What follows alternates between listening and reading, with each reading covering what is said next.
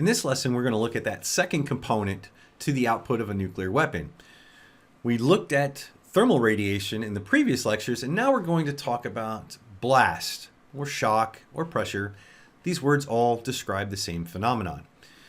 Now, remember, at the point of hydrodynamic separation, this is when the inner fireball has ceased to expand faster than the local speed of sound at whatever altitude we happen to be. Now, what does this mean? Well, it means that if the fireball, or when the fireball expands at a pace faster than that, the local speed of sound, we can't really generate a pressure wave. The air lacks the ability to compress and move faster than that expansion. However, once we drop below that threshold, we can then start mashing those air molecules together. They don't have a chance to get ionized before they start impacting the ones next in line and so on and so forth. It's kind of like the way that the X-rays during burnout vaporize their way through a weapon's case. So this is very similar. So instead of just completely ionizing the air, once the speed of fireball expansion drops below the speed of sound, instead of being ionized, they are partially ionized, but also being pushed outward. So you might be asking, well, where does this pressure even come from?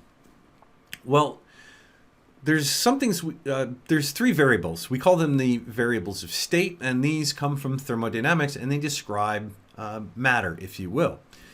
And there's an equation that kind of goes with them. And the equation is PV equals MRT, or pressure times volume is equal to mass times temperature times a constant.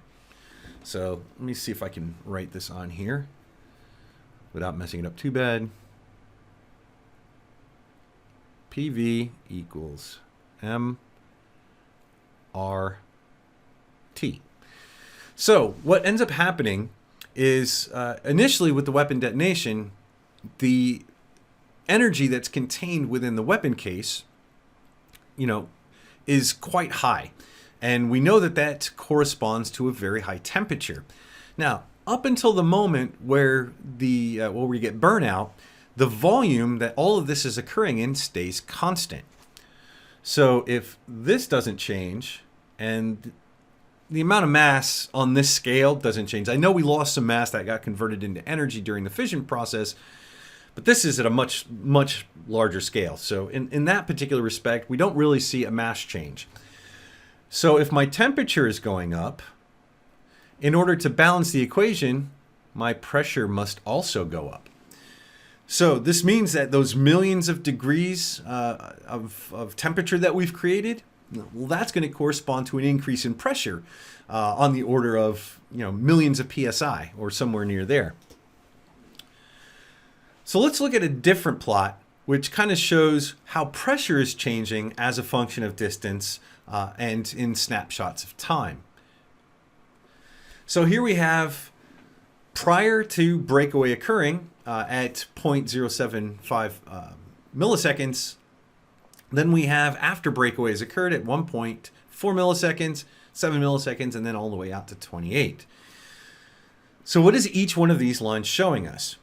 Well, prior to breakaway, the pressure, there is a variation in the pressure, but it's not huge. The little spike right here, this is basically caused by the debris, the physical debris of the weapon detonation, moving outwards and compressing pushing anything in its way. Then we see a little bit of a drop off. So now, as this is still during the fireball expansion phase, we're increasing volume quite rapidly. So we're going to see that the pressure should be dropping. After breakaway occurs, though, we see a completely different pressure profile where we have a peak pressure of about 100,000 psi, and then it drops off pretty quickly, down to about 80,000 psi. It comes back up a little bit here, and then it starts to drop off in more of a linear, or sorry, this is a semi-log. So this would be kind of an exponential drop off. This little bit here in the middle, again, this is a point in time where basically the pressure differential behind that shock front or that pressure front is starting to equalize. Again, as we expand, as high pressure areas move into low pressure areas, and we end up getting a much more uniform pressure gradient as time moves forward. And we can see that if we go all the way out here to 28 milliseconds, we can see the shock front or the pressure front. We can see it decays very quickly as you move away from it, but then it pretty much stabilizes and flattens out into almost a constant pressure as a function of distance. Now this is kind of accurate, but not really. It's only accurate within these very short time scales. What we're going to see as the pressure wave moves in time away from the weapon point of detonation is that the pressure drop off will become more and more pronounced, even to the point where it sometimes creates a vacuum behind it, because it's pulled all of the air with it. Now there are two components to pressure. One is something called overpressure, which is simply a static amount of pressure above whatever the atmospheric norm is. So at sea level, it's about 14.7 psi. And at altitude, of course, it's much less. And then we have something called dynamic pressure. And dynamic pressure can be thought of the moving air that's being pulled behind this moving shock wave. So what do I mean by that? Well, here's a better sort of representation of this. How does the pressure change as we move further away from the point of detonation in time? And so at T1, we still see that the pressure doesn't drop all the way off. At T2, it's dropping, but it still has not completely returned to normal behind the pressure wave. T3, we have a point at which the ambient pressure, the atmospheric pressure, is returned as that pressure wave has moved forward. And then at T4, we see where not only has the pressure gone down to atmospheric, but it's actually dipped a bit below, creating that zone of vacuum. And again, this is because as that pressure wave is moved, it's again high pressure to low pressure. It's dragging all the air with it, so that you can actually dip into a lower than normal pressure zone. This will then try to equalize, which means it might overshoot atmospheric and then go back down again, or oscillate a couple of times before it returns to normal. Now, overpressure can be thought of, it's basically the pressure of the shock front, of the very front of the pressure wave. That would be the overpressure. Dynamic pressure is behind the shock front. Again, that wind or that air that's being pulled along represents that portion. And I'll talk a little bit more about these. First, let's look at some variables that I've got here on the screen. So we have pressure, density, wind speed, and I is energy, which is generally in the form of temperature. So let's take them one at a time. When you're talking about pressure and looking at this diagram, you have two pressure zones. So P naught would be whatever the ambient pressure is, and P1 would be, again, the pressure immediately behind the shock wave. And the density of the air also follows this pattern. We have the air density in front, the air density behind.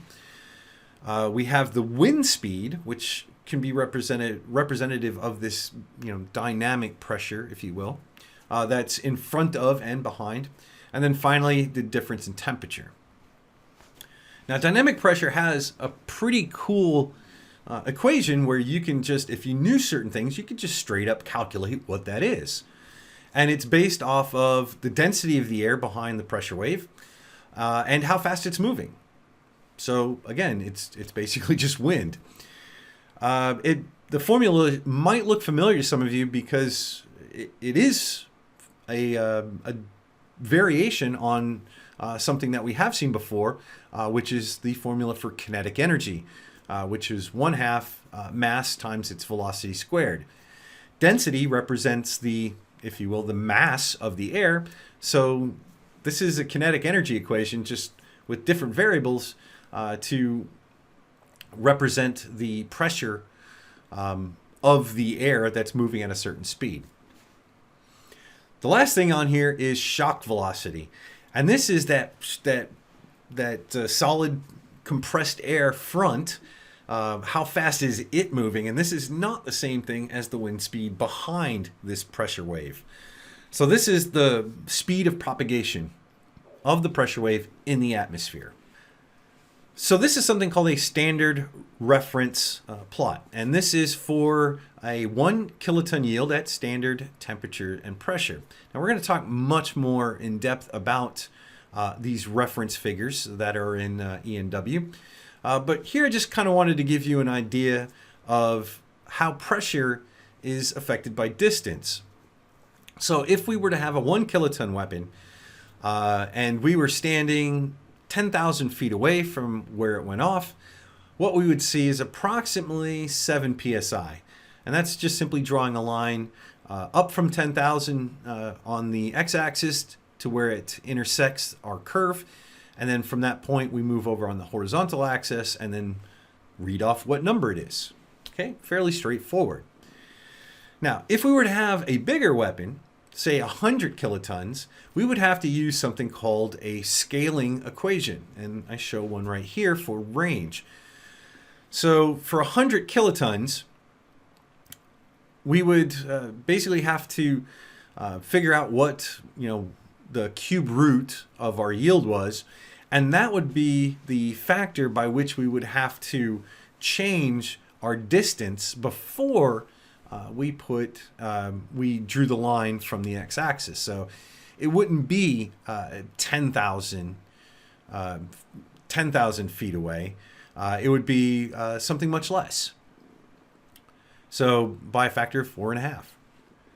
So again, we're going to talk about this much more in detail, but I just kind of wanted to give you a preview and show you how we can, from a plot, how we can figure out what the pressure is at what distance away from a detonation. And it's fairly straightforward. Now this figure is quite a bit more complicated. What this figure shows is how the pressure wave generated by a nuclear weapon would interact with the ground, if it was within range. That plot, that really easy plot we just saw where we could just say, oh, how far are we away? Okay, what's the pressure? It's a bit different when you're close to the ground because there's a whole lot more stuff going on.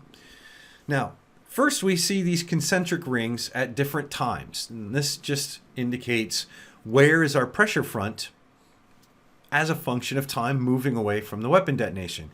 So if we look at just radially outwards to the side, it looks like you would expect it would. It just undergoes spherical expansion. It gets bigger as it moves out with increasing amounts of time. But if we look down towards the ground, something weird is happening. Well, it's not really weird. It's something that should be expected. That pressure front that impacts the ground, it doesn't really have anywhere to go. The ground is not going to move, not to any significant degree. So what we're going to see is that pressure wave is going to rebound off of the surface of the ground, whatever it happens to be, and then it's going to start propagating itself outward. Now, what it's showing here is that reflective wave is actually, if we look here we have T6, we have T1, T2, 3, and 4, but when we get all the way out to T6, which is somewhere out here, we can see that reflected shock wave is interacting with the original shock wave. In fact, it actually happens right here starts here at t equals 3. And then we see that t equals 4, t equals 5, and then it go and so on and so forth as it moves away. Now, if the shock is all traveling at the same speed, you might ask yourself, well, how is it took time for that reflected wave to go down to the ground and then come back up? There's no way it should have caught up to, that initial wave that's still propagating outward. Well, you would be right if nothing had changed, if we were still looking at the same air that it was propagating through. But we know that's not true. Behind the pressure wave, right, we have heated air because that shock heating is going on. So now we have hot air, but we also have air that's a lot less dense because all the air is being pushed in front of our shock wave. So we have less dense air, right? But more importantly, we have high temperature air. Okay, so you've already got molecules moving rather rapidly. So this reflected pressure wave actually can travel much quicker than the initial because it's not having to shove everything out of its way. It's able to take things that are already moving quite quickly and propagate along those. And so what we see is, we will get interaction between these two now very different waves.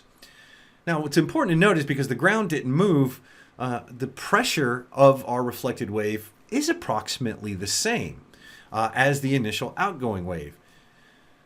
So as you may expect, when these two waves come together and interact, you now have twice as much pressure as you had where they didn't interact.